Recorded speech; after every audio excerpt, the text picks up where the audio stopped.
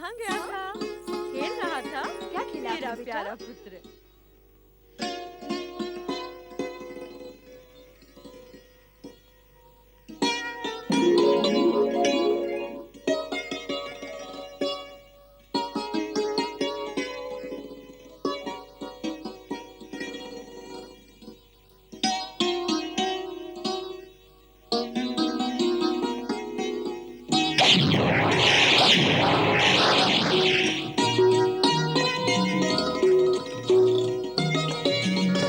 देखा भद्रायु भैया, मेरा लक्ष्य आज भी चूक गया। तो इसमें चिंतित होने की क्या बात है सोमदत्त? तुम श्रेष्ठी शिवचरण के पुत्र हो। तुम्हारा कार्य है व्यापार में सफल होना, न कि धनुष से बाण चलाना।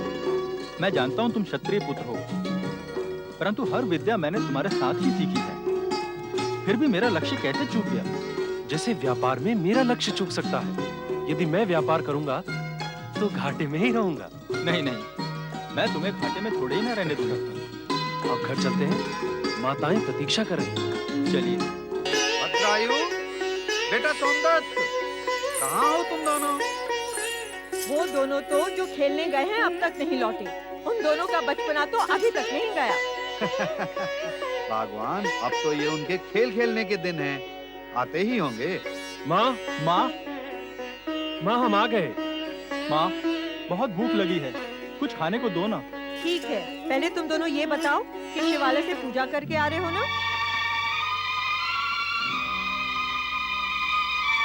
लगता है आज शिवालय नहीं गए। यदि शिव पूजन नहीं किया तो भोजन नहीं मिलेगा। खेल खेल में तुम दोनों भगवान को भी भूल जाते हो। ये अच्छी बात नहीं है बेटा। जाओ, पहले शिवालय में पूजा करके आओ।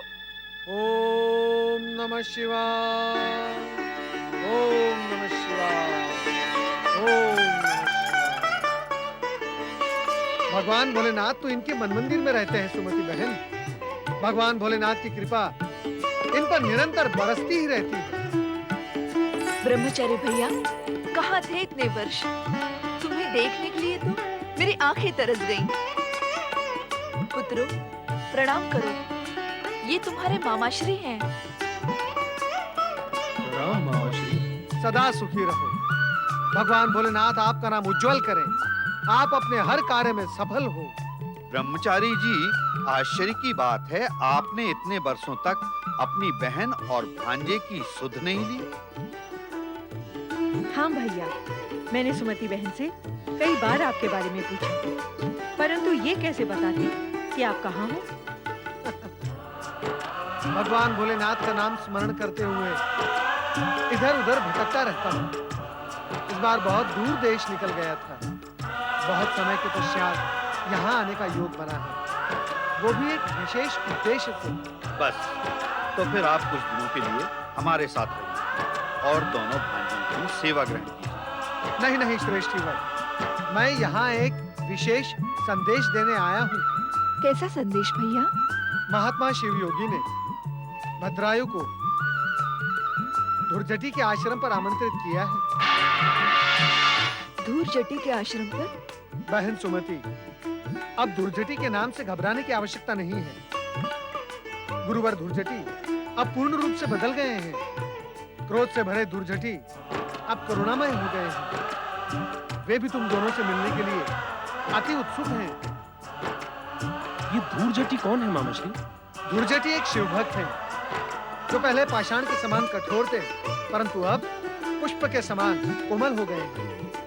तुम इनसे मिलोगे तो प्रसन्न हो जाओगे। क्या शिव योगी वहाँ पधारे हैं? हाँ, मैं उनका ही तो संदेश लेकर यहाँ आया हूँ। ठीक है, हम शीघ्र ही शिव योगी की सेवा में पहुँचेंगे। वे तो भद्रायु के जीवन दाता हैं। उनका उपकार हम भला कैसे भूल सकते हैं? तो मैं शीघ्र ही तुम्हारे लिए रथ की व्यवस्था कर दूंगा बहन। ब्रह्मचारी जी, मेरी ओर से शिव योगी महात्मा को निवेदन करना कि एक बार फिर से हमारे घर पधार कर हमारा घर पालन करें। आपका यह संदेश मैं उन्हें अवश्य दूंगा।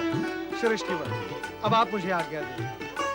ओम नमः शिवाय, ओम नमः शिवाय, ओम नमः शिवाय, ओम नमः शिवाय। प्रणाम योगीराज। ये मेरा सौभाग्य है कि आपने मेरा आतिथ्य स्वीकार किया। आप में इतना परिवर्तन आ गया है कि अब आपके आश्रम का वातावरण हमें प्रिय लगने लगा है। ये सब आपके आशीर्वाद से ही संभव हुआ है योगीराज। यदि आप बार बार मुझे संबोधित करके उपदेश न देते तो मेरे मिथ्याभिमान का अंकुर नष्ट ना होता और मैं पतन के मार्ग पर बढ़ता ही चला जाता। भूतकाल की बातों का स्मरण करके कोई लाभ नहीं। भविष्य की ओर देखें और उन्नति के पथ पर आगे बढ़ें।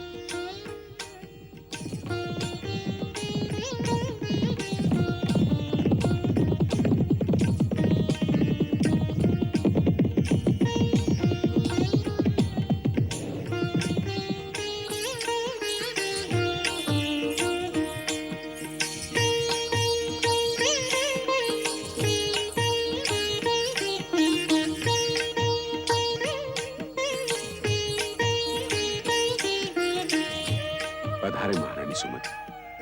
वत्स भद्रायु, धूर्जटी आश्रम में आपका स्वागत है। अब मैं महारानी कहाँ रही गुरुवर।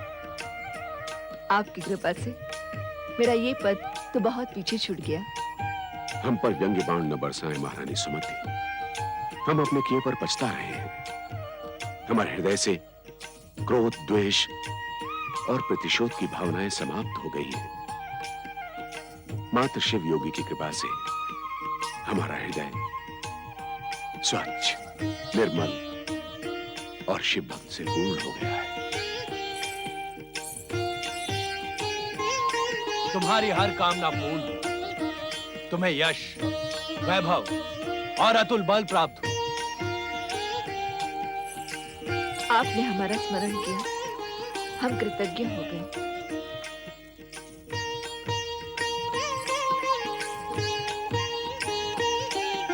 वत्स भद्रायु, तुम्हारा भाग्य उदय हो रहा है। हम आज तुम्हें ऐसी अद्भुत सिद्धियां प्रदान करेंगे जो साधारण मनुष्य के लिए दुर्लभ है। सिद्धियां?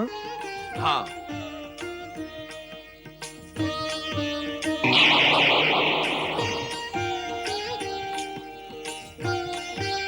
वत्स भद्रायु, लो ये शंख।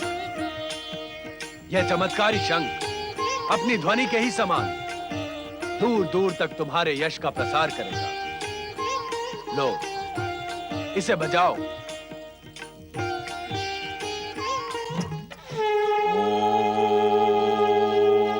नमः शिवाय। ओम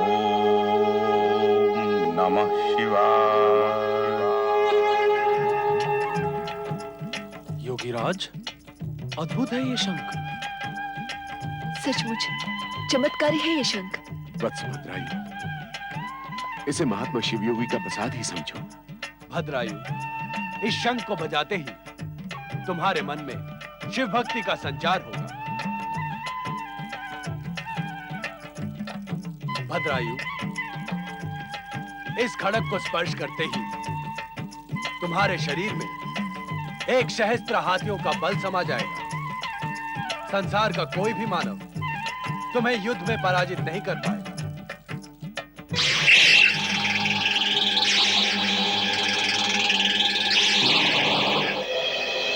मैं अपने भीतर सहस्त्र हाथियों का बल अनुभव कर रहा हूं प्रभु। आप धन्य हैं योगीराज, आप धन्य हैं। भद्रायु, अपने सहस्त्र हाथियों का बल प्रमाणित करने के लिए जाओ, उस सामने वाले पर्वत पर प्रहार करके उसे टुकड़े टुकड़े कर दो। जाओ। जो आज्ञा योगीराज।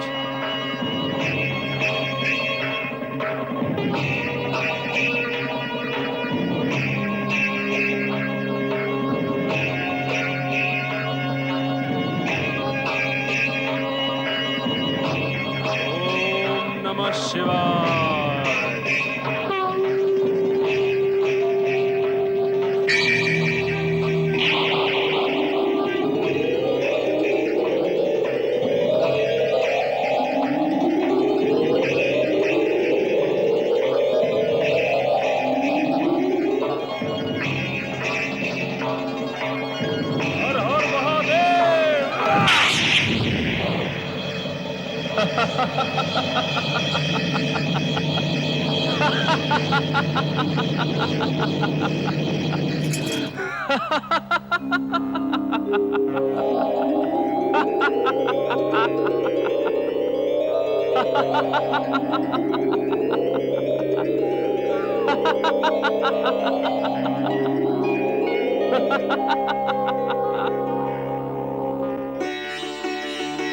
वत्स भद्रायु, तुम सहस्त्र हाथियों का बल प्राप्त करके महाबली हो गए हो।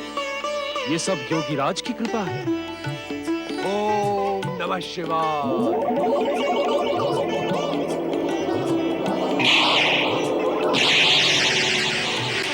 ये शिव कवच सदा तुम्हारी रक्षा करेगा भद्रायु। इसे कभी अपने से अलग न होने देना। जो आज्ञा योगीराज। नारायण नारायण। ओम नमः शिवाय। राजगुरु धूर्जटी, आप स्वप्न नहीं साक्षात नारद को देख रहे हैं, वो भी भगवान भोलेनाथ की कृपा से। मैं यहाँ भगवान भोलेनाथ को वंदन करने आया हूँ। भगवान शिव, भोलेनाथ, अब आप ये शिवयोगी का रूप त्याग कर साक्षात महादेव का रूप धारण करें। हम सब आपके साक्षात दर्शन पाकर धन्य हो जाएंगे।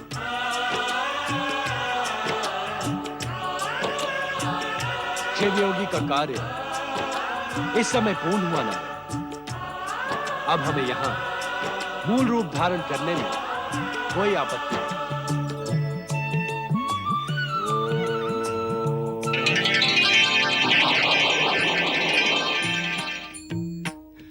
प्रभु शिव शंकर, भगवान शिव,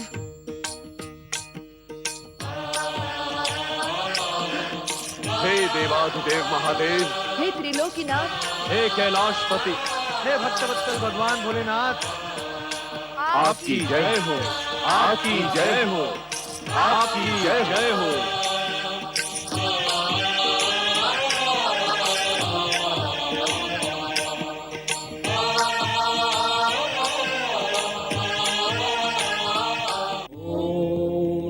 Shiva.